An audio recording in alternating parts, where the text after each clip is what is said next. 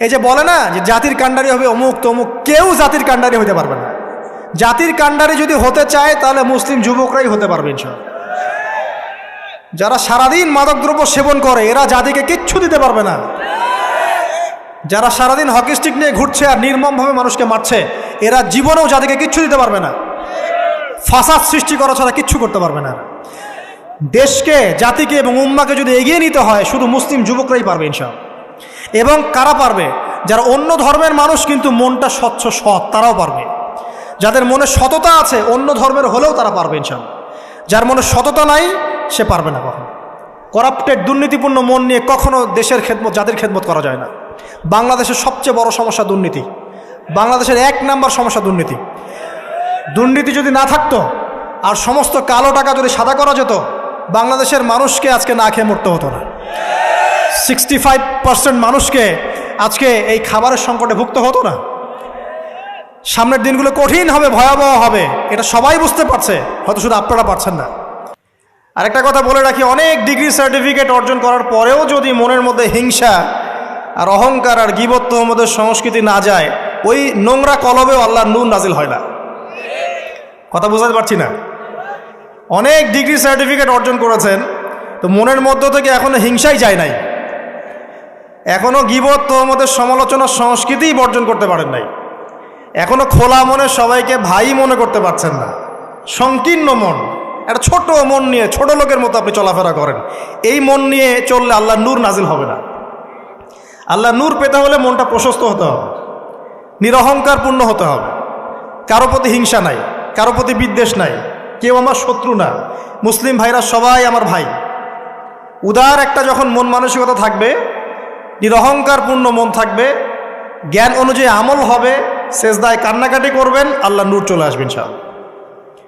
আর এগুলো আসলে এখনকার সায়েন্স দিয়ে আমি ব্যাখ্যা করতে পারবো না, এগুলো আধ্যাত্মিক কথাবার্তা। আমাদের বাহ্যিক এই জগতের বাইরেও কিন্তু একটা জগৎ আছে, আমি মনে হয় বুঝাতে পারছি না। বারাকা, আল্লাহ পাকের বরকত কি দেখেছেন কখনো চোখ দিয়ে? আল্লাহ পাকের বরকত বলে একটা কথা আছে না? আছে না?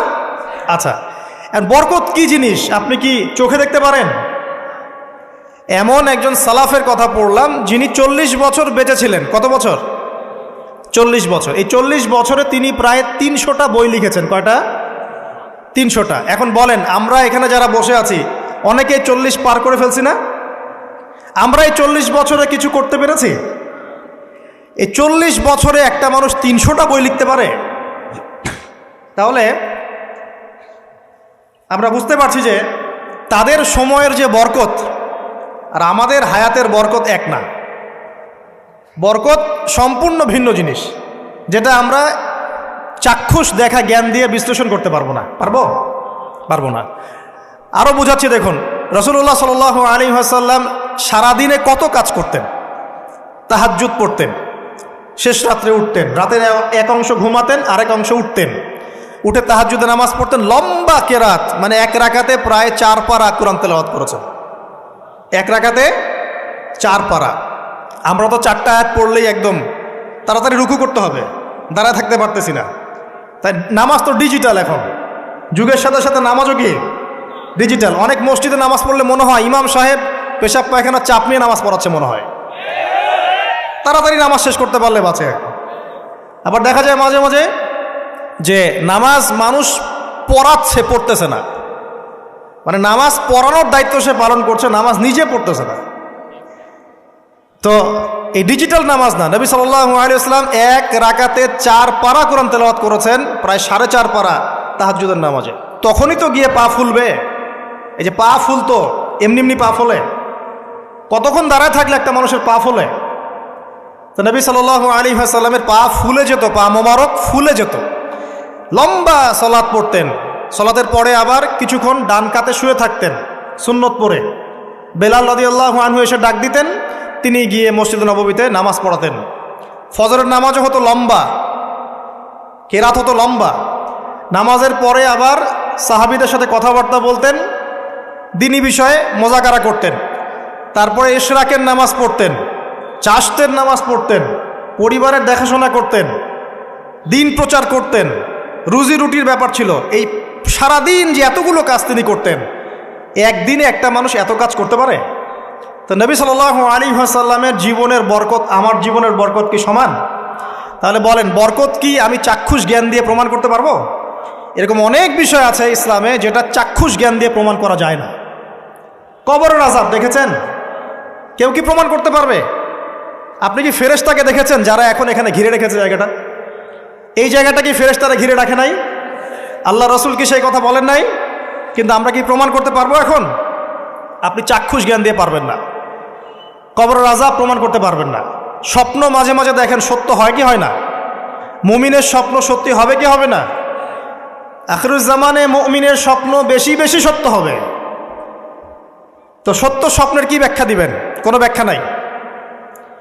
আপনি কি জান্নাত জাহান্নাম দেখেছেন? দেখেন নাই। মিজান পুলসিরাত দেখেছেন? রূহ, আপনার শরীরে একটা রূহ আছে, আত্মা, এটা কি দেখেছেন? এখন এই যে বিষয়গুলো দেখা যায় না, আধ্যাত্মিকত্ব, বারাকা, আল্লাহর নূর, কবরের আযাব, পরকাল, ফেরেশতা, জিনজাতি, তো এগুলোকে আমরা তো বাহ্যিক জ্ঞান দিয়ে ব্যাখ্যা করতে পারবো না। পারবো? তাই বলে কি এগুলোর অস্তিত্ব নাই? বলেন, এগুলোর অস্তিত্ব আছে কি নাই? যদি এগুলোর অস্তিত্ব কেউ বিজ্ঞান দিয়ে প্রমাণ করতে চায় পারবে? যুক্তি দিয়ে প্রমাণ করতে চাইলে পারবে? কোনো দর্শন দিয়ে প্রমাণ করতে চাইলে পারবে? পারবে না। তাহলে এখানে একটা বিষয় হচ্ছে, আল্লাহর পক্ষ থেকে যা নাজিল হয়েছে চোখ বন্ধ করে বিশ্বাস করতে হবে। এখন এই চোখ বন্ধ করে বিশ্বাস করলে পরে মানুষ আপনাকে বলবে ধর্মান্ধ। কি বলবে? এবং ইসলামের এই মৌলিক বিষয়গুলোকে যদি আপনি চোখ বন্ধ করে মেনে চলেন, এখনকার বিশ্বের মানুষ আপনাকে বলবে আপনি মৌলবাদী। এখন আপনি বলেন, ইসলামের মৌলিক বিষয়গুলোকে মেনে না চললে কি কেউ মুসলিম হতে পারবে কি না? পারবে? তাহলে পরিপূর্ণ মুসলিম হতে হলে আমাকে মৌলবাদী হতে হচ্ছে কি না? আমি এটা দিয়ে কি বুঝাচ্ছি? বুঝাচ্ছি আল্লাহ পাকের নাজিল করা প্রতিটা বিষয়কে চোখ বন্ধ করে মানতে হবে। কিছু বিষয় আমার বুঝে আসবে, কিছু বিষয় আমার বুঝে নাও আসতে পারে। এখন যতগুলো বিষয় বললাম একটাও কি ব্যাখ্যা করতে পারবেন? কিন্তু এগুলো আপনাকে মানতেই হচ্ছে, কারণ আপনি মুসলিম। আল্লাহ বলেছেন, রাসূল বলেছেন, আমি মেনেছি। এখন আমার জ্ঞান কি আল্লাহ এবং তার রাসূলের জ্ঞানের চেয়ে বেশি না কম? এই পুরো মহাবিশ্ব যিনি পরিচালনা করছেন তার জ্ঞান বেশি না আমার জ্ঞান বেশি? এই পুরো মহাবিশ্বের শত কোটি গ্যালাক্সি আছে, এক একটা গ্যালাক্সিতে হাজার হাজার সৌরজগৎ আছে। এরকম শত সহস্র গ্যালাক্সি নিয়ে একটা আসমান গঠিত হয়। এরকম 7টা মহাদেশ আছে, সাতটা মহাবিশ্ব আছে। এই 7 মহাবিশ্বের উপরে আছে কুরসি, ওয়াসিআ কুরসিয়ুহুস সামাওয়াতি ওয়াল আরদ। তার উপরে আছে মহাসাগর, যার গভীরতা 500 বছরের পথ। তার উপরে আছে আল্লাহ রাব্বুল আলামিনের আরশে আজিম। আর আল্লাহ রাব্বুল আলামিন এই আরশের উপর সমুন্নত। সেই মহান আল্লাহকে আমরা বলি আল্লাহু আকবার। কি বলি? এই যে আল্লাহু আকবারের মর্ম বুঝলেন? এখন এই বিশাল সত্তা আল্লাহু আকবার, আল্লাহ পাক সবচেয়ে বড়, এই সর্বোচ্চ সত্তার জ্ঞান বেশি না আমার জ্ঞান বেশি? তার পক্ষ থেকে যখন কোরআন এবং হাদিস নাজিল হচ্ছে, আমাকে তো চোখ বন্ধ করেই মানতে হবে, নাকি আমি যুক্তি দিব? হ্যাঁ, কিছু বিষয় আমার বুঝে আসবে, কিছু বিষয় আমার বুঝে নাও আসতে পারে। কিছু বিষয় আমি সায়েন্স দিয়ে প্রমাণ করতে পারবো, কিছু নাও পারতে পারি। কিছু আমি দর্শন দিয়ে প্রমাণ করতে পারবো, কিছু নাও পারতে পারি। যেগুলো পারছি না সেগুলো আমার বা আমাদের জ্ঞানের সীমাবদ্ধতা। কথা কি বুঝতে পারছেন? এটা আল্লাহ পাকের জ্ঞানের বা আল্লাহ পাকের ওহির কোনো ত্রুটি নয়। আল্লাহর ওহির কোনো ত্রুটি আছে? এটা আমার জ্ঞানের সীমাবদ্ধতা। আসেন সামনে যাই। যে কথাটা বলতে গিয়ে এদিকে আসলাম, দেখুন এমন অনেক বিষয় আছে যেগুলো আমরা খালি চোখে ব্যাখ্যা করতে পারবো না। আমরা যে যুগটাকে আইয়ামে জাহিলিয়াত বলছি, ওই যুগটাতে যে সমস্যাগুলো ছিল, যে পাপগুলো ছিল, সেগুলো এখনকার বিশ্বে আরও অনেক উঁচু লেভেলে বিরাজ করছে। যেমন এই যে আপনারা বললেন, একটা পাপ ছিল শিরক। সরাসরি মূর্তি পূজা বলছি না, আমরা বলছি কি শিরকের পাপ ছিল। ওই আইয়ামে জাহিলিয়াতের মানুষগুলো শিরকের পাপে নিমজ্জিত ছিল। তারা শুধু মূর্তির পূজাই করতো এমনটা নয়, তারা কবরেরও পূজা করত, তারা মৃত মানুষেরও পূজা করত, তারা কেউ কেউ নাস্তিকতায়ও বিশ্বাসী ছিল। সূরা মুমিনুন পড়লে দেখবেন তাদের মধ্যে একটা আকীদা ছিল, ইন হিয়া ইল্লা হায়াতুনা দুনিয়া নামুতু ওয়া নাহয়া। কাফেররা বলতো যে আমরা এই পৃথিবীতে জন্মেছি, এখানেই আমরা জন্মাবো, এখানেই মারা যাব, ওয়া মা নাহনু বিমাবউসিন, আমাদেরকে পুনরুত্থিত করা হবে না। এই পরকালের কনসেপ্টে তারা বিশ্বাস করতো না। তো এরকমও লোক ছিল, শুধু যে লাত, ওজ্জা, হবল, মানাত এগুলোর পূজা করতো তাই নয় বিষয়টা। এখানে কবর পূজাও ছিল, এখানে আপনার মৃত মানুষের পূজাও ছিল, এখানে গাছপালা, চন্দ্র, সূর্য, নক্ষত্রের পূজাও ছিল, আবার নাস্তিকতাও ছিল। এক কথায় আইয়ামে জাহিলিয়াতের সবচেয়ে বড় পাপ ছিল শিরক। কথা কি বুঝতে পারছেন ভাই? আচ্ছা, না বুঝলে বলবেন, শেষে গিয়ে প্রশ্ন করবেন ইনশাল্লাহ, সমস্যা নাই। তাহলে প্রথম যে পাপটার কথা বললাম সেটা কি? শিরক। এখন একটু এই 1400 বছর পরে চলে আসা, চলে এসে দেখেন এখনকার সমাজের দিকে তাকান, এখনকার মুসলিম রাষ্ট্রগুলোর দিকে তাকান, আর পুরো বিশ্বের দিকে তাকান। সবচেয়ে বড় সমস্যাটা কি বলেন? সবচেয়ে বড় সমস্যা কি শিরক নয়? আচ্ছা, মুসলিমরা কি এখন অনেকেই কবর পূজা করে না? মুসলিমদের মধ্যে অনেকেই দেখবেন যে মৃত মানুষের কাছে চাচ্ছে না, মৃত মানুষের কাছে সন্তান প্রার্থনা করে না, ওই যে ওখানে গিয়ে নজর মান্নত করছে না যে মৃত মানুষকে সন্তুষ্ট করলে আমার ভালো হবে, না হলে আমার কোনো ক্ষতি হয়ে যাবে, এটা মানুষ করছে না। মুসলিমদের মধ্যে বহু মানুষ আল্লাহর হালালকে হারাম করছে না, আল্লাহর হারামকে হালাল করে নিচ্ছে না, এটাও কিন্তু শিরক। আপনি কি জানেন যে আল্লাহর হালালকে হারাম করলে শিরক হয়? আল্লাহর হারামকে হালাল করলে শিরক হয়? সুদ হালাল না হারাম? না, সুদ তো ফরজ। সুদ হালাল না হারাম? সুদ তো এখনকার বিশ্বে ফরজ। সুদ ছাড়া এই বিশ্ব চলবে না। আপনি ঠিক বলছেন, কিন্তু সুদ ছাড়া এই বিশ্ব চলে না। যে কোনো কিছু করতে গেলে সুদ লাগবে। তো এখন যে সবাই এটাকে হালাল করে নিচ্ছে, এটা কি হচ্ছে? আল্লাহর হারামকে মানুষ হালাল করছে না? আচ্ছা বলেন, মদ হারাম না হালাল? বলেন। মদ তো ওয়াজিব নাকি? যুব সমাজে তো মদ না খেলে চলেই না। মদ খায় না এমন যুব সমাজের সংখ্যা বেশি না খায় তার সংখ্যা বেশি? কয়টা ছেলে আছে স্মোক করে না? বলেন, কয়টা ছেলে দেখাতে পারবেন যারা স্মোক করে না? এখানে কারা কারা স্মোক করেন না? মাশাআল্লাহ, আলহামদুলিল্লাহ, মাশাআল্লাহ। হাত নামান, হাত নামান, হাত নামান। আল্লাহ পাক আপনাদের রক্তে এবং মাংসে বরকত দান করুন, দোয়া করি। যদি আপনি কোনো কমিউনিটির মধ্যে দেখাতে পারেন যে তারা মাদক থেকে দূরে আছে, তারা শুধুমাত্র ইসলামিক কমিউনিটি, অন্য কোনো কমিউনিটি না। যদি আপনি মাদক মুক্ত কোনো ক্যাম্পাস দেখাতে পারেন, সেটা হবে মাদ্রাসা। যদি পর্ন মুক্ত ক্যাম্পাস দেখাতে পারেন, দেখাতে হবে মাদ্রাসাকে। এখানে বিষয়টা হচ্ছে, যারা ইসলাম প্র্যাকটিস করে, কোরআন এবং সুন্নাহর বুঝ যাদের মধ্যে আছে, যাদের মধ্যে আল্লাহর ভয় আছে, এরা কখনো সুদ খাবে? এরা কি মদ খাইতে পারবে? পারবে না। ইনশাআল্লাহ আপনারা কি জেনা করতে পারবেন? আল্লাহ পাক আপনাদেরকে ঈমান আমলের উপর অটুট রাখুন, আমিন।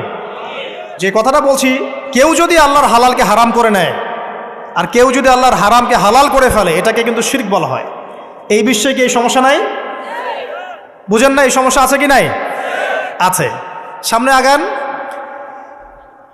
এই বিশ্বের শিক্ষা ক্ষেত্রগুলো দেখবেন, এই শিক্ষা ক্ষেত্রগুলোর মধ্যে নাস্তিকতার শিক্ষা বাড়ছে না কমছে?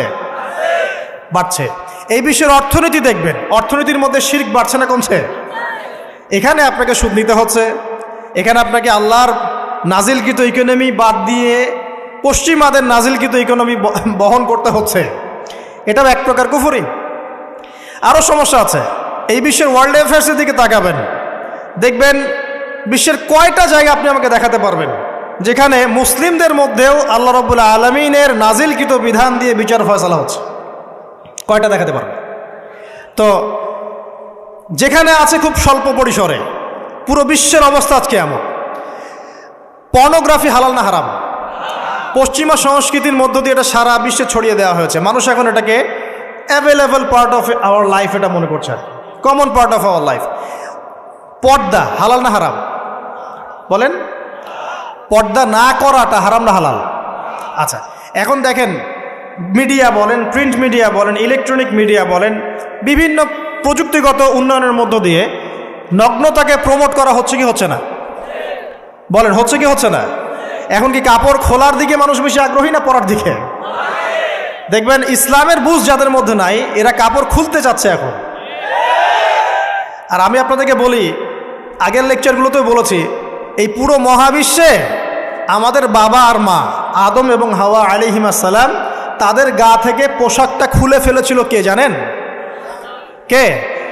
ইবলিস। যখনই তারা গাছের কাছে গেলেন তখন কি হলো? ফালাম্মা যাকাশ শাজারা বাদাত লাহুমা সাওয়াতিহিমা। যখনই তারা গাছের কাছে গেলেন তাদের কাপড় খুলে পড়ে গেল।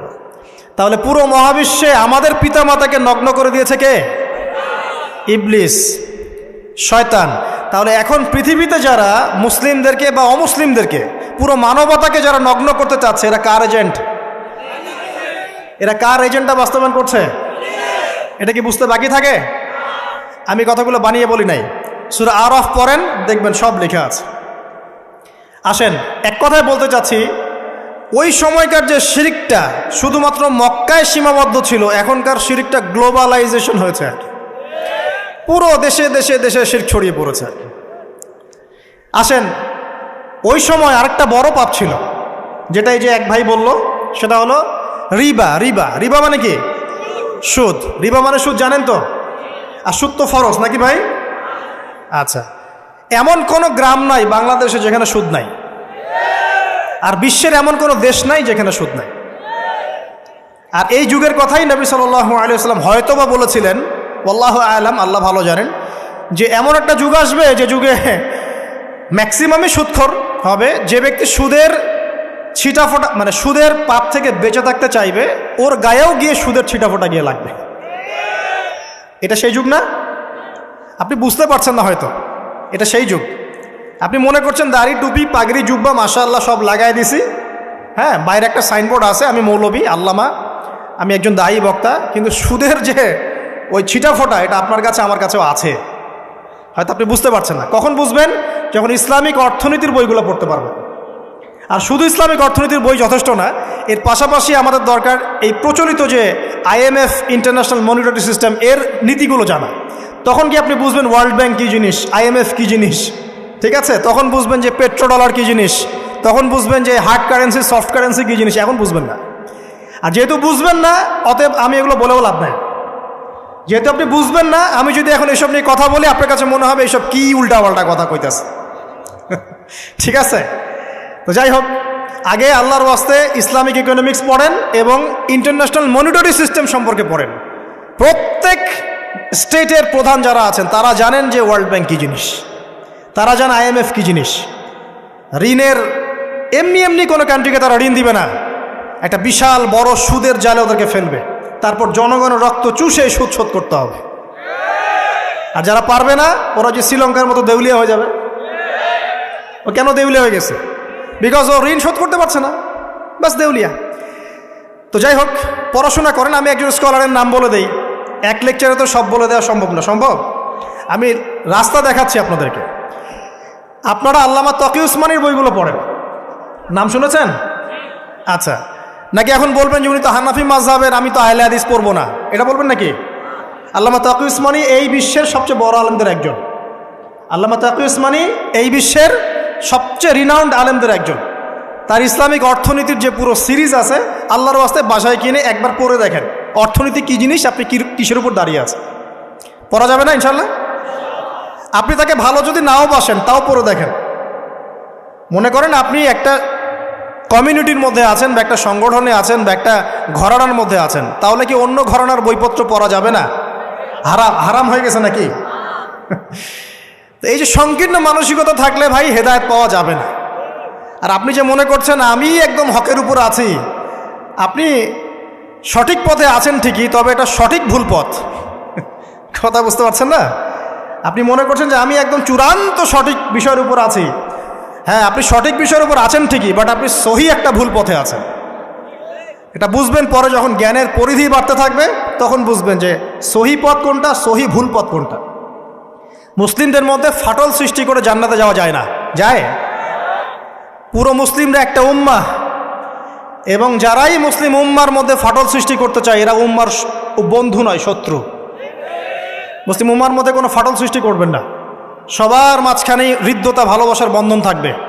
যদি বিভিন্ন ধর্মের মানুষ একসাথে বসবাস করতে পারে একটা দেশে, তাহলে বিভিন্ন তরিকা এবং মাযহাবের মানুষও একসাথে থাকতে পারবে একটা দেশে ইনশাআল্লাহ। আমরা আমাদের মাঝে ইখতিলাফি বিষয় থাকতে পারে, কিন্তু দিন শেষে আমরা সবাই মুসলিম ইনশাআল্লাহ। দিন শেষে ইসলামের জন্য দাঁড়াতে হলে দল, মত, মাযহাব, তরিকা নির্বিশেষে সবাই একসাথে দাঁড়াবে ইনশাআল্লাহ। আল্লাহ পাক আমাদের হৃদয়টাকে প্রশস্ত করুন, আমিন। জাহেলিয়াতে 2 নম্বর সমস্যা ছিল রিবা। এই রিবা সম্পর্কে আগে বলি যে এখন আল্লাহ পাক কি বলেছেন। আল্লাহ পাক বলছেন যে ইয়ামহাকুল্লাহুর রিবা ওয়া ইউরবিস সাদাকাত। আপনি যদি দান সদকা করেন, যাকাত দেন, যাকাত ভিত্তিক অর্থনীতি চালু করেন, আল্লাহ পাক আপনার সম্পদকে বাড়িয়ে দিবেন ইনশাআল্লাহ। আর আপনি যদি রিবার মধ্যে যান, আল্লাহর বক্তব্য হচ্ছে, এটা আমার কথা না, আল্লাহ পাক বলছেন আপনার সম্পদ সংকুচিত হয়ে আসবে। এখন আপনার ডিসিশন, আপনি কি করতে চান করতে পারেন, আমাদের কিচ্ছু বলার নেই। লাকুম দীনুকুম ওয়ালিয়া দিন, আপনার বুঝ আপনার, আপনার দিন আপনার, আমার দিন আমার। আল্লাহ বলছেন ফাযাক্কির ইন্নামা আনতা মুযাক্কির, উপদেশ দাও তুমি, তুমি উপদেশ দাতা। লাস্তা আলাইহিম বিমুসাইতির, কারো প্রতি তুমি দারোগা নও। আল্লাহ বলছেন আপনি সুদে থাকলে সম্পদ সংকুচিত হবে, যদি ছেড়ে দেন, যাকাত দেন, ব্যবসা ভিত্তিক ইকোনমি চালান, আপনার সম্পদ বাড়বে ইনশাআল্লাহ। কি করবেন, ডিসিশন কার? আপনার। আল্লাহ পাক বলছেন ইয়া আইয়ুহাল্লাযীনা আমানু, হে মুমিনগণ, ইত্তাকুল্লাহ। শোনেন ভাই, আল্লাহ বলছেন ইত্তাকুল্লাহ, তোমরা আল্লাহকে ভয় করো। ওয়া যারু মা বাকিয়া মিনার রিবা, সুদের অবশিষ্ট সব অংশ ছেড়ে দাও, সুদের অবশিষ্ট সব টাকা ছেড়ে দাও। ওয়া ইল্লা ইন কুনতুম মুমিনিন, যদি প্রকৃতপক্ষেই তোমরা মুমিন হয়ে থাকো তাহলে ছেড়ে দাও। ওয়া ইল্লাম তাফআলু, যদি তোমরা না করো। কে বলছেন? আল্লাহ। যদি তোমরা এটা না করো তাহলে আল্লাহ কি বলছেন? ফাআযানু বিহারবিন মিনাল্লাহি ওয়া রাসূলিহি, আল্লাহ এবং তার রাসূলের সাথে যুদ্ধের ঘোষণা শুনে রাখো। এটা কার কথা? এখন আপনি যদি চান আল্লাহর পক্ষে যুদ্ধ করতে পারেন, আপনি চাইলে আল্লাহ এবং তার রাসূলের বিপক্ষেও যুদ্ধ করতে পারেন। আপনাকে কি বাধা দিবে? দিবে না। ডিসিশন কার? ডিসিশন আপনার। নবী সাল্লাল্লাহু আলাইহি ওয়াসাল্লাম আরও বলেছেন যে, আপনারা জানেন হাদিসটা, নতুন কোনো হাদিস বলছি না, আপনারা জানেন, প্রত্যেক আলেম জানেন, প্রত্যেক মাযহাবের ইমাম জানেন। কি সেটা? যে সুদের পাপের 70 বা 73টা শাখা আছে। কয়টা? 73 বা 70টা শাখা আছে। তার সবচেয়ে নিম্ন শাখা হচ্ছে নিজের মাকে বিয়ে করা।